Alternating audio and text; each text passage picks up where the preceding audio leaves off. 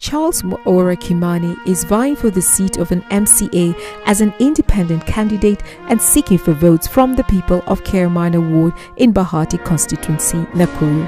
With utmost integrity and humility, he promises to serve by action, complying and overpassing his manifesto and what is dedicated by the Constitution and his ward members. He believes he has the capability to lead in both equality and loyalty for what he stands for. He has the privilege of addressing the youths on issues that affect them and avenues that can be used to solve them. He is requesting the people of Kiamina for their votes, pledging his full support in all endeavors. Welcome to We Can Talk edition, and I'm Victoria Morris. I'm glad to be hosting a potential businessman, a contractor, and as well as an MCA candidate. He is seeking for votes from the people of Kiamina Ward in Bahati constituency, Nakuru. Welcome and thank you for being with us. Let's go straight to the question. Who is Charles MWAURA Kimani, and are you capable of handling the people of Kiamina Ward in Bahati constituency? Thank you so much. Charles MWAURA Kimani is just a humble person. I was born in Kiamina Ward, Bahati constituency. I have schooled in Kiamina Primary School. I went to Moindefo Secondary School. Now and currently it is Heroes. And I've been doing my further studies in the Kenya Institute of Justice, Criminal Justice, and Egerton University, doing counter-terrorism and organized crime. Just finished my diploma, going on with my degree program. And business-wise, I do business. What kind of business? I have a construction firm, a young one, so I'm a contractor, doing some contracts with county governments, MWAURA, and some international organizations. Apart from that, I also have an organization, a non-governmental organization, known as Serene Initiative, dealing with youth empowerment and peace. Yes. Kiamina have been having a burden to change Kiamina. And as you have asked if I'm equal to the task of doing what can be seen as change Kiamina, we have already started working even before we are voted in, and that is faith. And I think you're a man of God. Yes, and I think it is up to Kiamina people. I wish they are here to answer you that question in a better way. Because to me, I think we've done so much. We've been able to construct boda sheds. As we talk, we have 4 children who are orphans in various secondary school within Kiamina Ward that we have already sponsored. And when it comes to community work, we do it together. We've been able to register self-help groups for women, more than 20, for youths, more than 15, and much more that I cannot be able even to elaborate. And I think I have a mission when voted in to make Kiamina equal to the Vision 2030 that we are headed to. It is a potential area. People are very hardworking, loving people. All that they need is guidance and leadership. Yes, thank you. What would you do differently when it comes to women empowerment? Kiamina people or Kiamina women, they are very hardworking and very aggressive. As I have mentioned earlier, they have self-help groups. Most of them, though, have not been registered, and that is why we have taken an initiative of officially registering them and opening official accounts for them and connecting them with financial institutions so that they can be taught how to save, they can be taught how to do their business. And even some of them that have not been registered, it has been proved equally that they have been able to do something and they have taken shape and they have taken some milestones. Some of them since they came together, they've been able to partner together, do contribution, buy cups, mugs, cooking utensils, chairs, tents. Now my mission, all the way forward for them, it is to register these institutions. And once we register the self-help groups, they will also be taught how to apply for financial help from women funds, from financial institutions that we are having. And also I'm having a vision and a mission to do more in connecting them with international societies and communities who are helping women all over the world, particularly African women, to raise up.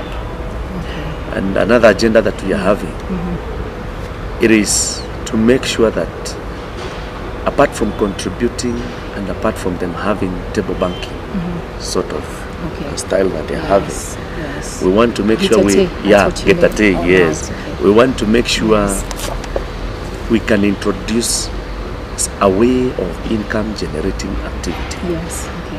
That is, if they need chicken, we can find a way of giving them young vifarangas, young chicks za kienyeji, so that if it is a group of 20 or 30 women and we are able to give them 100 of them, they keep them in one of their members. In a while there will be big chickens. They can be able to breed them.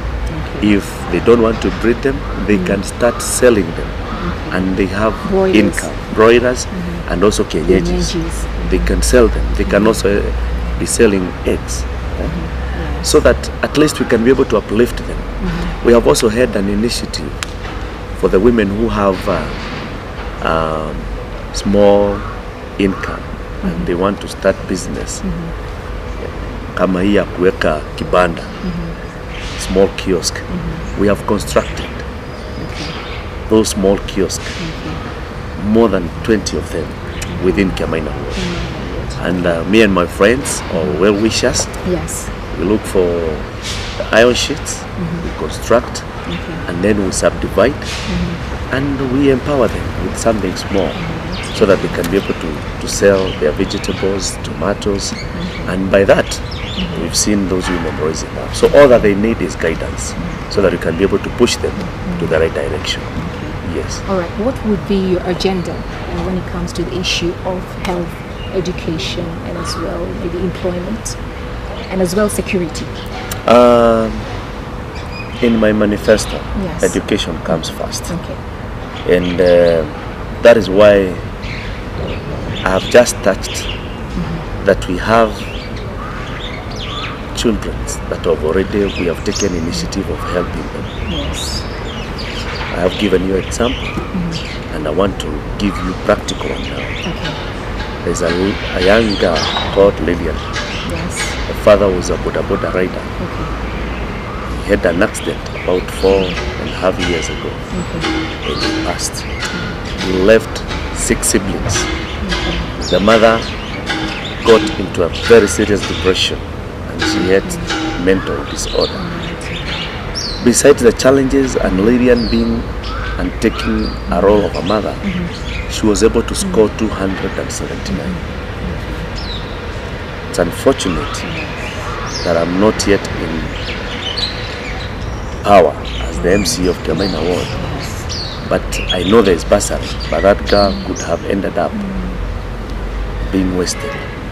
But we partnered with well-wishers, and today Lillian is in Hero Secondary School, a proud girl. She is leading in all Form 1 streams. She's in choir. That is a blessing. We have another girl, she's called Lucy. She's in Form 1 in Rorie Secondary School. We have a girl called Mombi in Max Bahati. We have a boy called Mwangi in St. Gerard Secondary School. And Mombi and Mwangi already they in Form 2. Lucy and Lillian they in Form 1. That shows you how committed I am when it comes to education as a policy. But under the constitutional powers that I can have to to invest in Kiamaina Ward in terms of education, I can only do more in establishing modern ECDs, early childhood development classes or institutions. It's unfortunate that the trend of my predecessors, the way they've been carrying out themselves, they've always introduced these kindergartens inside the public primary schools. And when you ask them, they tell you the law does not permit them to purchase outside. Yet they are the lawmakers, because that is one of the responsibility and duties of an MCA.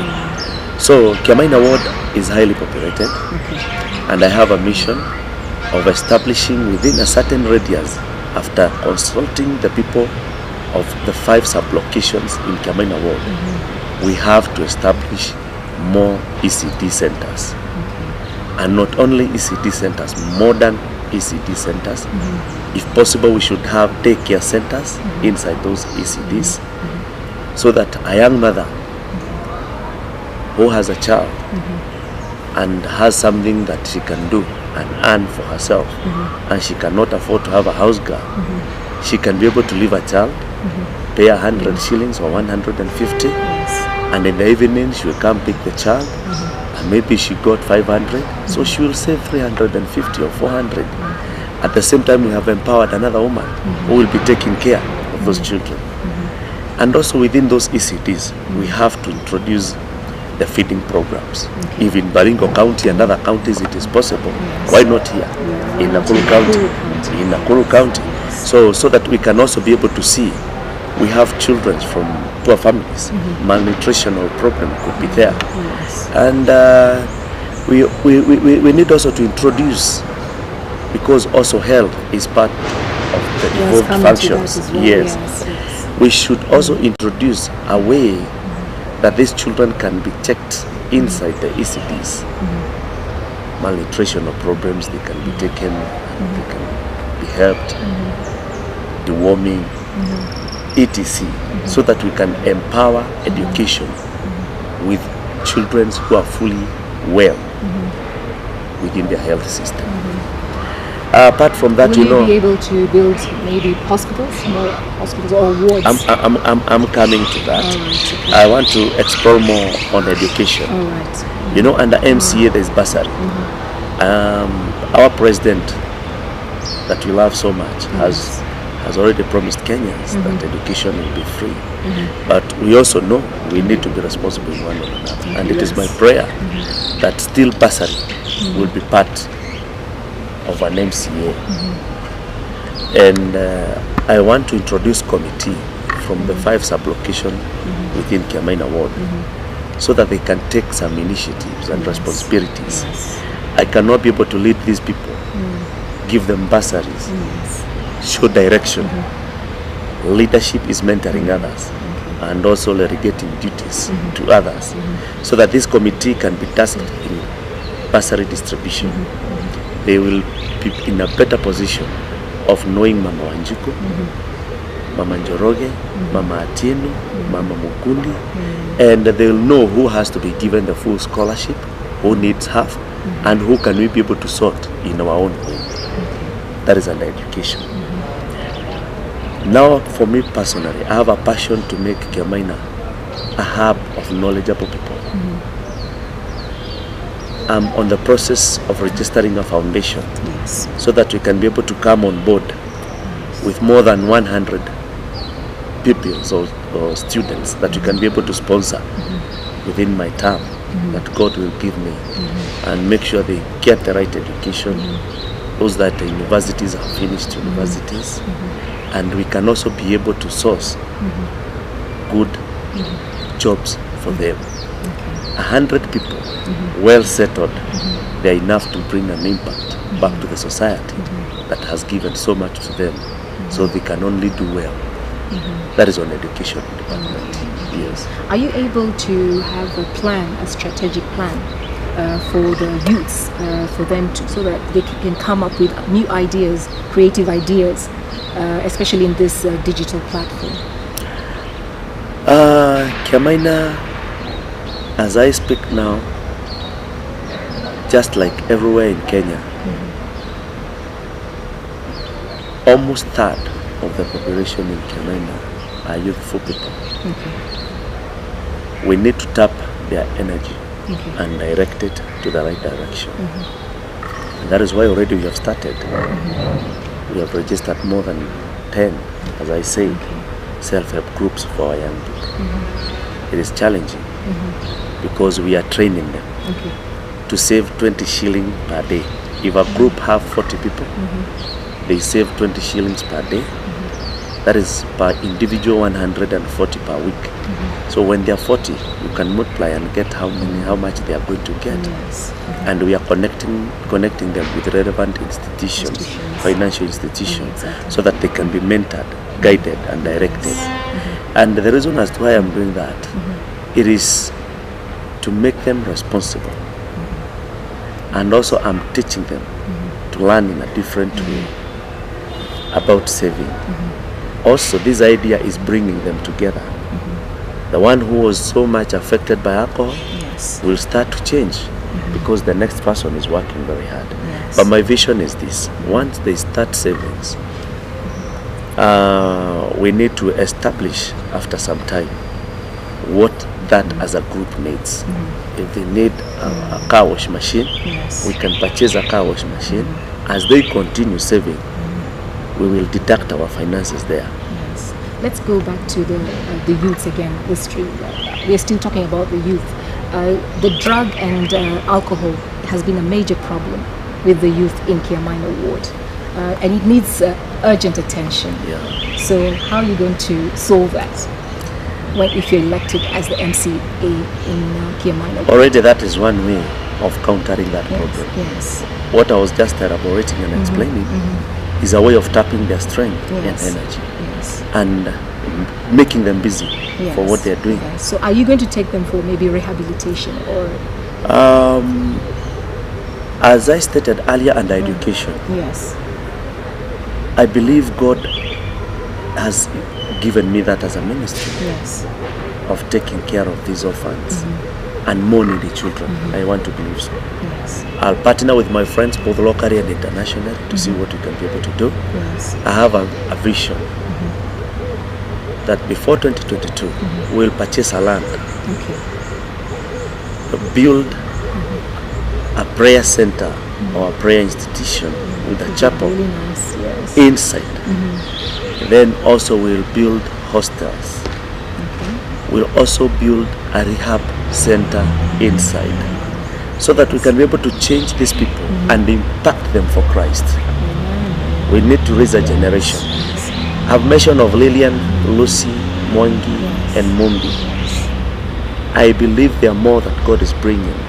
I may not be able to keep them all in my home, right? So my vision. It's good to be realistic. My mission and my vision. I want that prayer center or that retreat to be their home. Because I may not be able to construct or build a secondary school or education institution for now. Maybe in future, but for now I don't have that as a vision. But after we take them to those high schools, when they close school so that they can concentrate, they can be coming that as their home. Then we can also be releasing them after some time. They go and greet their people, be with them like in a week, then they come back. Them that are affected in alcohol, we can have a rehab and a Christian rehabilitation center. At the same time, I want to give God first priority in Kiamaina. That is why we need to build a sanctuary for Kiamaina people, where they can go, besides their denomination, they can go pray and fast and connect with God. We can bring sanity back. I think from biblical concept, the way I understand it, a king, a priest, and a prophet were working hand in hand. And I dream of a nation whereby we will have the real fear of God with the right Christian moral values, not the one that we want to copy paste and bring to our lives, but a real thing that will flow from us, whereby you can know the power of God when you kneel down and you have faith and you believe. So the only thing that can change these young people One, it is showing love to them. Second, creating opportunities for them. And after they register these groups, open accounts, in the next 2 years, I want to believe in God, we'll have a very credible generation. We also want to introduce an environment that is so fair within Kiamaina. As you saw, Kiamaina is growing very fast. Very fast. There before, when we were schooling, we used to graze our sheep and goats to our next neighbor's shamba that was not constructed or subdivided. Today all of them are subdivided. So we want to introduce a garbage correction process so that the groups that will have registered, they can go through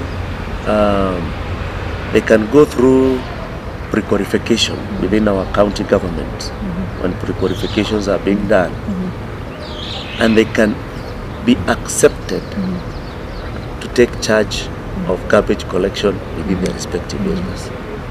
We can also find an investor who can partner with us. We introduce our own dumping site and our recycling process, and we partner with that investor.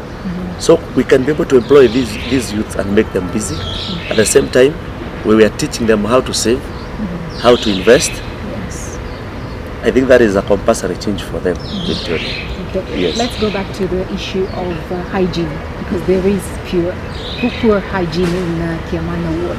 So how are you going to solve this issue of the hygiene problem, the drainage, when it comes to drainage?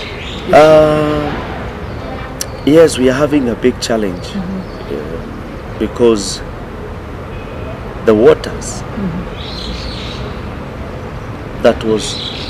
the water that was harvested and directed in a certain route, it was redirected to a wrong route, and population is growing very fast within Kiamaina. And it is so sad. It has caused serious erosion. Actually, serious it's a key damage. issue in Kenya. Yeah, It's a key issue. but it is also unfortunate that we are complaining about water. Yes. Yet Israel survives Without water. I think also we need to be positive in this. One, the issue of drainage. I understand very soon the government is starting a process of Nyahururu, Bahati, Nakuru, Bahati, Nyahururu highway, and it will be a dual carriage. So definitely that way we will be able to handle part of the drainage system. But I want to introduce small-scale irrigation within our people, if God will help us to go through elections, so that we can buy polythene papers, and every neighbor starting from Menengai, they can redirect that water that is flowing within their area to their shamba. Then the polythene will use it as a dam. Itatandikwa chini. Then the water will be directed inside. They can use this water for irrigation. So if we do this, it's a kind of a storage. Yeah, it's a storage. If he does that, the neighbor does that, and the neighbor does that, where will that water be that will flow down to other areas? In fact, the research that I have done, if we introduce that in a serious way and our people are hardworking, now people will start to complain there's no water, because they will see the positive part of that water. And that is one thing that I'm planning to do. Apart from that, Kiamaina is growing very fast. Within our physical planning, I'm going to introduce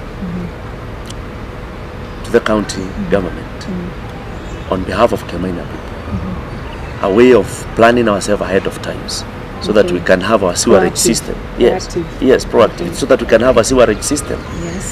In future, a 50 by 100 plot, I don't understand how you can be able to survive only with your septic and maybe pit latrine.